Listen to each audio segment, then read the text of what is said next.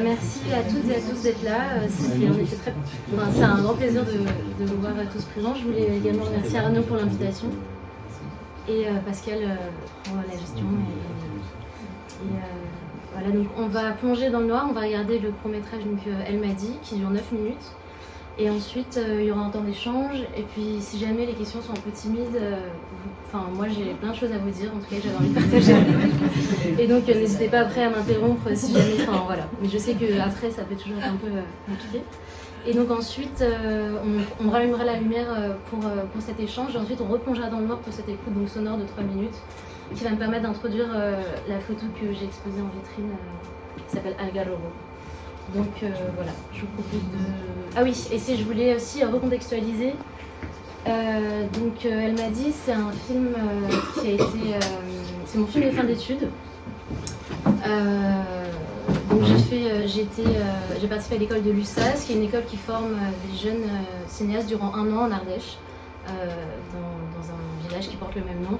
Et donc notre dernier travaux est entièrement libre. On a 2 mois et demi pour le réaliser, donc de la conception, de l'écriture, au montage, en terminant avec la post-production. Et donc ce que vous allez voir, c'est le résultat de ce dernier travail que j'ai effectué donc à l'USAS. Voilà, ça c'était pour l'introduction. Et puis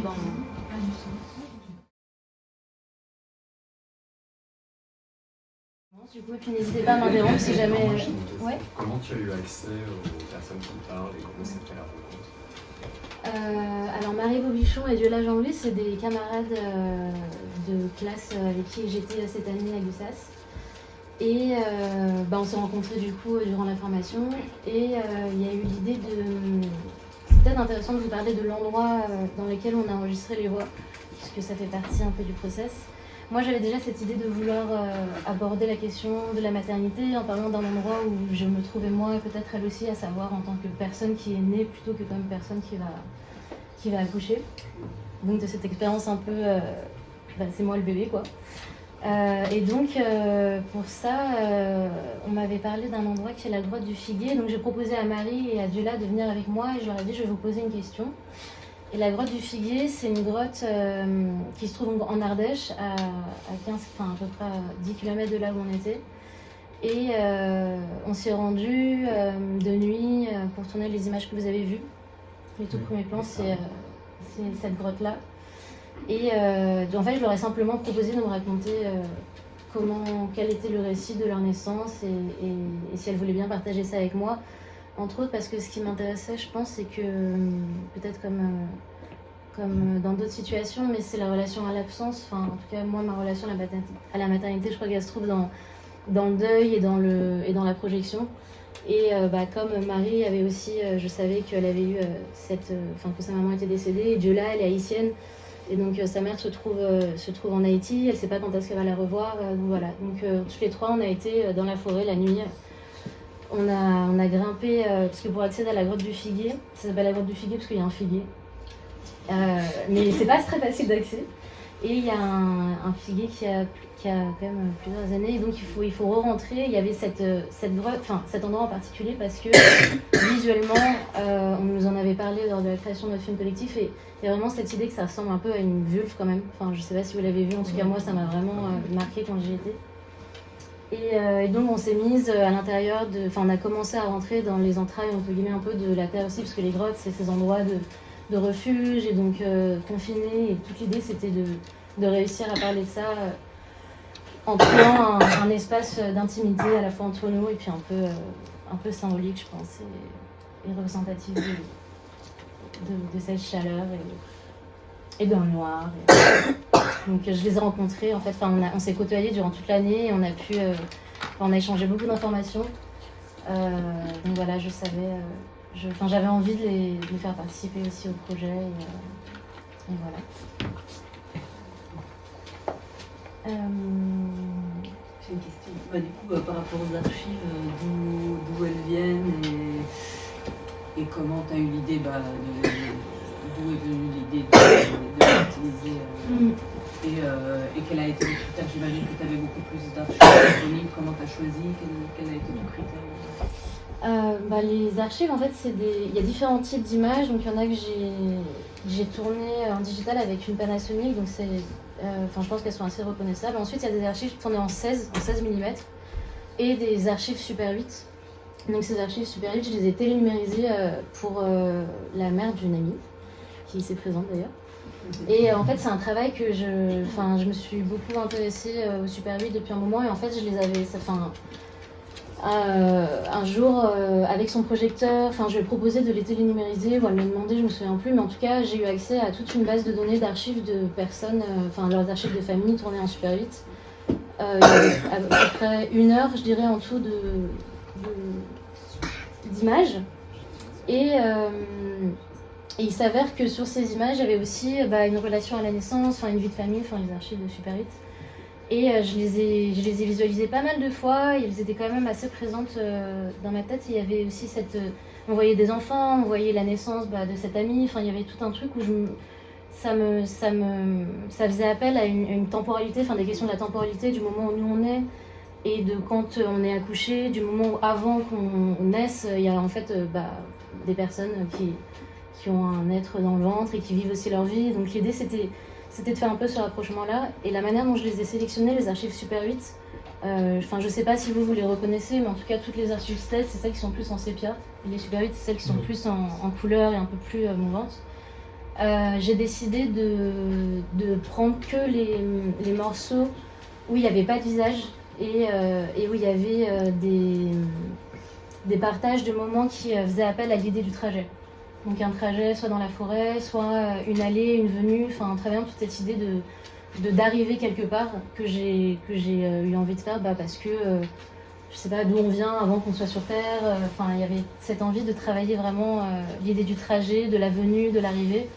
Et dans ces archives, il y avait pas mal de trajets et pas mal de moments où les espaces étaient traversés. Et donc c'est comme ça que je les ai choisis. Voilà, je sais pas si ça répond à tout. Et les 16, c'était dans le cadre d'un atelier. C'est un travail où j'ai filmé des portraits de filles. Et c'était des matières que j'avais envie de travailler avec la colorisation. Il y avait aussi, en fait, c'est tout un processus. Durant cet atelier, on a copié et recopié des bandes de 16, manuellement. C'est-à-dire qu'on avait on a filmé une scène, une scène à la Bolex, et ensuite on a retravaillé ces images pendant toute la semaine, notamment à l'aide d'une grosse machine qui s'appelle la Truca. Je ne sais pas si vous connaissez, mais c'est une machine qui permet de faire des ralentis ou des accélérations sur des bandes de 16 mm. Et donc en fait, il y a eu tout un travail de répétition, de recopier ces mêmes images, de le redévelopper en labo, de repasser, toutes les couleurs qui sont présentes sur ces images-là en 16, c'est du travail à la main.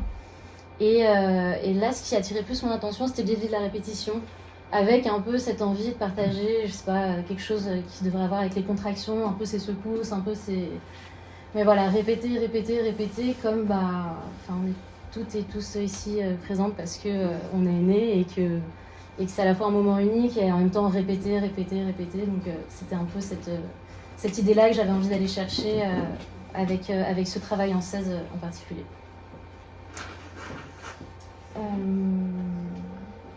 Je ne sais pas si vous avez d'autres questions. En tout cas, merci pour les questions. Ça m'a permis d'évoquer des choses que je voulais évoquer. Et ouais, pour conclure, je pense qu'il y avait aussi une idée, celle du récit et de la mise en récit de soi. C'était des choses où faire appel à d'autres images, faire appel à des images d'autres personnes et des récits d'autres personnes de leur naissance, c'était aussi évoquer, je pense, ou invoquer cette pluralité d'expériences et l'idée d'une multiplicité, en fait, même si c'est toujours un même événement qui est partagé. Cette idée de multiplicité de rapport, en fait, à ça, à la maternité. Et en ce qui me concerne, ça m'a amené à me poser des questions sur qu'est-ce que c'est, en fait, vraiment. Est-ce que la maternité, c'est juste avoir des enfants, ou c'est aussi pouvoir se dire qu'on est, nous, la personne née, et que ça se vit dans l'absence, ou dans la projection, ou dans... Est-ce que l'avortement, c'est un rapport à la maternité? Est-ce que la coparentalité, c'est un rapport à la maternité?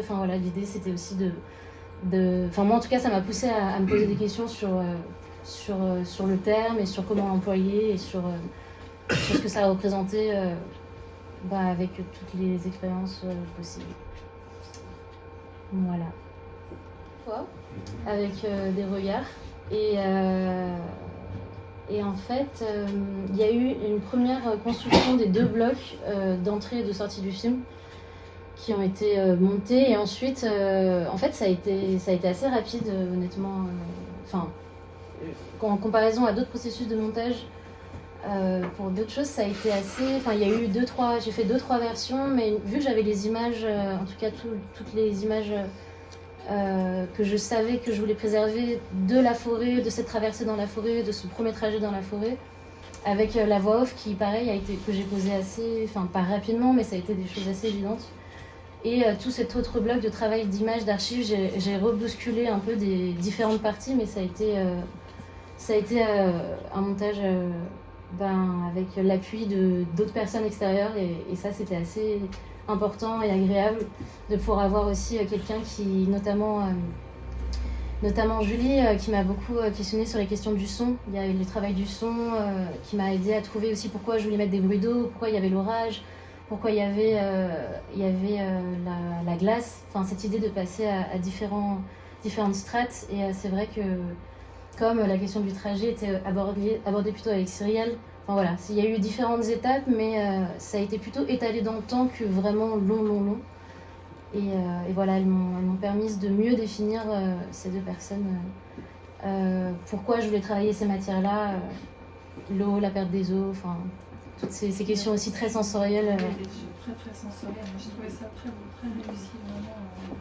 À la fois impressionniste et très construit. Enfin, une espèce de... J'ai pas pu m'empêcher de penser, alors c'est une obsession personnelle, mais à l'origine du monde de Courbet, sur le bref plan sur la source. Ah, j'ai beaucoup aimé, vraiment. Les voix chuchotées, ça c'est très beau. Et c'était très bien de parler, mais moi j'aurais bien eu envie d'un petit moment de silence en fait après le film, justement. Non mais sur la qualité aussi de ce moment. Je prends note pour la prochaine fois. Voilà, on rentre dans quelque chose, c'est fort et puis en même temps c'est pas du tout explicatif, donc on est en proie aussi avec des réactions intimes comme ça par rapport à ce qu'on voit qui sont intéressantes.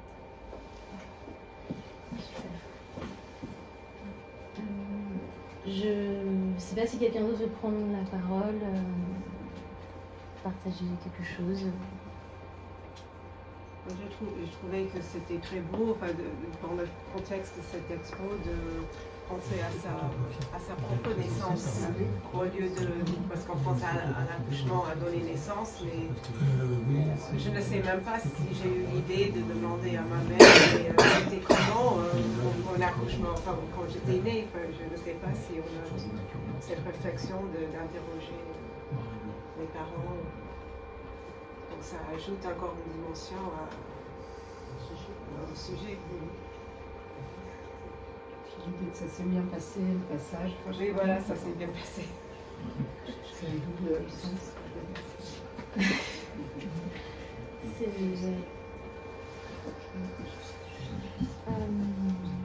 Merci beaucoup pour vos partages. Et je vous propose qu'on repasse dans le noir, si ça va à tout le monde, et qu'on écoute 3 minutes de son direct que j'ai enregistré il y a 15 jours. Et puis après, je vous expliquerai peut-être pourquoi j'avais envie de partager ça avec vous.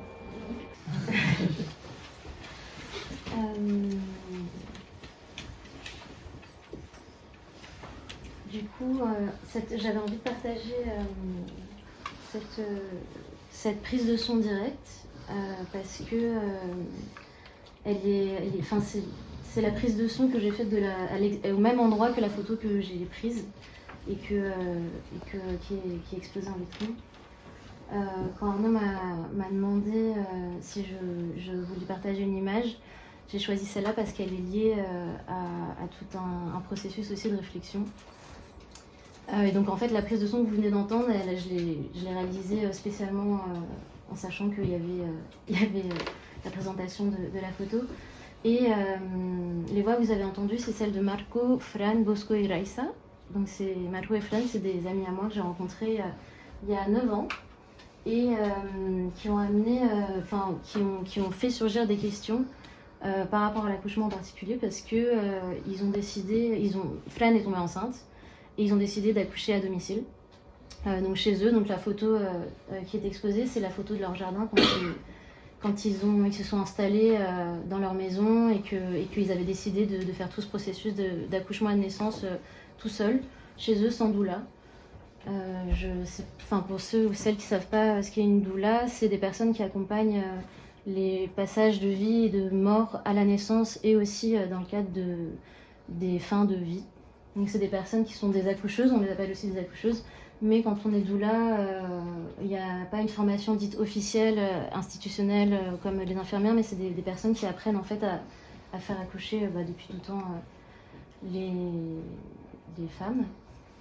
Et donc eux, ils ont pris cette décision de faire sans infirmière, sans doula chez eux, et c'était il y a déjà 5 ans, et donc la voix que vous entendez, c'est celle de Bosco et de Raissa, ils ont eu 2 enfants. Et cette photo, je l'ai prise 5 jours après la naissance de Bosco. Et cette manière de faire, ça a amené quand même pas mal de questionnements, de réflexions, aussi une découverte. Enfin, moi, en tant que jeune parisienne de 25 ans, je ne m'étais pas posé la question de qu'est-ce qui va se passer si jamais je tombe enceinte, si jamais je veux accoucher, quelles sont les possibilités. Enfin, ça a été vraiment une ouverture juste sur d'autres possibilités. Je suis pas en train de défendre le fait qu'il faille particulièrement accoucher à domicile ou particulièrement dans des hôpitaux, mais en tout cas avec eux, avec leur parcours, avec leur expérience. C'est toutes ces questions-là qui sont nées et de pourquoi vouloir le faire aussi à domicile et pas forcément dans une chambre d'hôpital. Donc voilà, donc cette photo, elle fait partie d'une série parce que je les prends beaucoup en photo.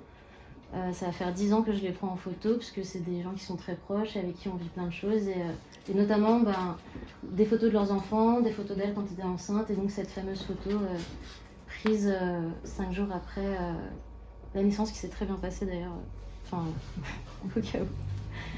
Et voilà, j'ai envie de partager cette prise de son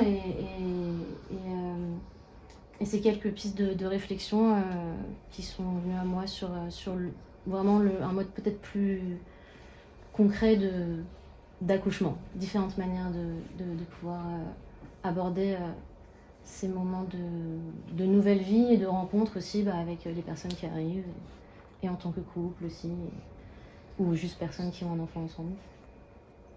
Voilà.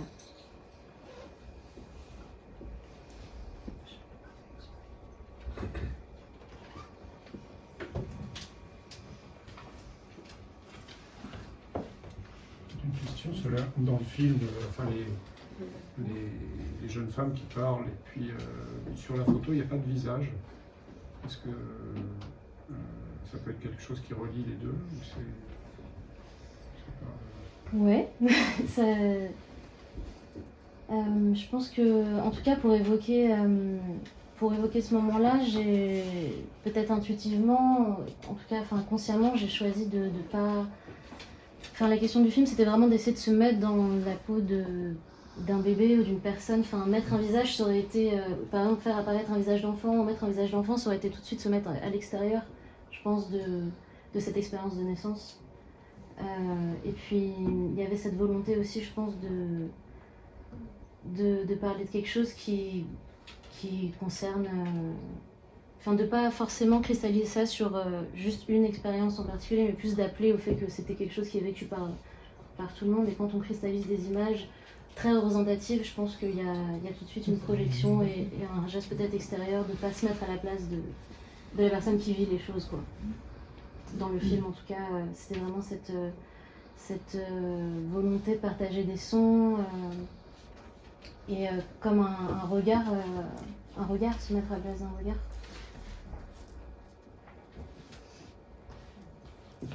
J'aimerais réagir par rapport à ce que tu disais, non pas avec une question, mais avec un témoignage. C'est vrai que l'accouchement est un moment particulier, très porteur d'angoisse, surtout quand c'est la première fois, etc.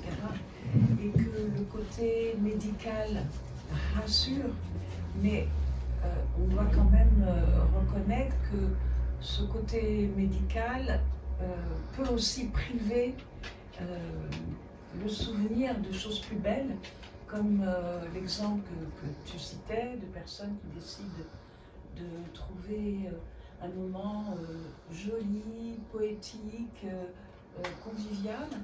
Et pour l'avoir vécu, mais de façon totalement involontaire, hein, parce que si on m'avait demandé, j'aurais dit non, je préfère qu'il y ait un univers médical autour. Mais ça n'a pas de commune mesure. Ça devient vraiment une expérience de vie absolument magnifique et inoubliable. Je dirais que de toute façon, un accouchement est un moment inoubliable, là, même quand c'est très médicalisé. Mais ça n'a rien à voir. C'est comme aller au supermarché ou alors aller dans un petit boutique. Voilà, c'est la même différence. Et il y a ce surplus de poésie, de surprises, de choses jolies et essentielles qui transforment tout. Voilà, et ça c'est... Alors je sais que certaines maternités, comme au Bleuet, essayaient de... la méthode employée, essayer de créer un univers qui soit aussi doux, confortable, cocon, pour justement un peu transformer les choses. Il y a des modes, il y a eu la mode effectivement du bain, de naître dans l'eau, il y en a eu d'autres, voilà. La base étant de ne pas couper le cordon tout de suite, parce que couper le cordon tout de suite implique un grand appel d'air qui est très douloureux pour l'enfant, d'où le cri... j'allais dire primal, mais enfin le premier cri très violent, qui est en fait un cri de douleur, alors que le cordon étant laissé entre la mère et l'enfant crée une atmosphère douce et la vie prend le relais entre la vie qui vient de la mère et puis la vie qui est de l'extérieur. Donc tout ça entre aussi en ligne de compte et c'est vraiment joli de l'avoir montré dans ce... Voilà, c'était un beau sujet et voilà, c'est intéressant. Qui coupe le cordon d'ailleurs dans une expérience comme ça? Celle de Marco et Fran. Oui. Ben, pour rebondir, pour répondre à la question, la première fois ça a été Marco. Ils l'ont coupé plus vite que la deuxième fois. La deuxième fois pour Raissa, qui a donc 3 ans, ils l'ont laissé se dessécher en fait. Enfin, ils l'ont laissé pas mal de temps à l'air libre. Peut-être dans une... Enfin, je pense qu'ils ont quand même pas mal réfléchi avant de faire tout ça, mais dans cette envie justement d'être plus... moins brutal, je crois. Je crois que moi, quand j'en ai parlé avec eux là récemment, parce que je leur ai raconté que j'allais partager cette photo avec eux, et ils m'ont dit que eux, ils avaient quand même fait ça dans une tentative poétique. Enfin, les mots employés font résonance, et d'adoucir ce moment, ou en tout cas, il y a quand même un vrai désir de réappropriation aussi, je crois, du corps, du sentir, et à tous les deux de faire ça ensemble, et donc d'étirer. Il faut que ça se passe comme ça doit se passer. Hein.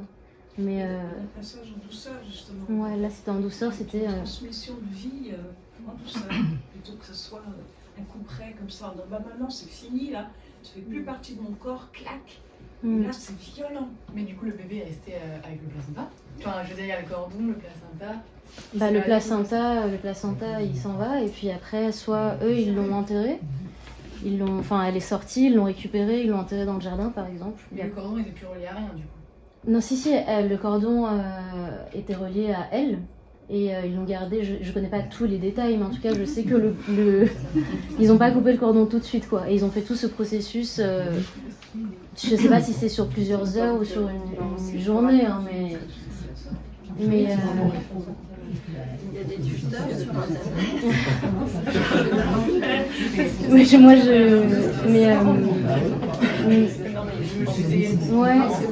n'ayant moi-même pas accouché, je peux pas le répondre, mais en tout cas, ils ont laissé un temps quand elle est née.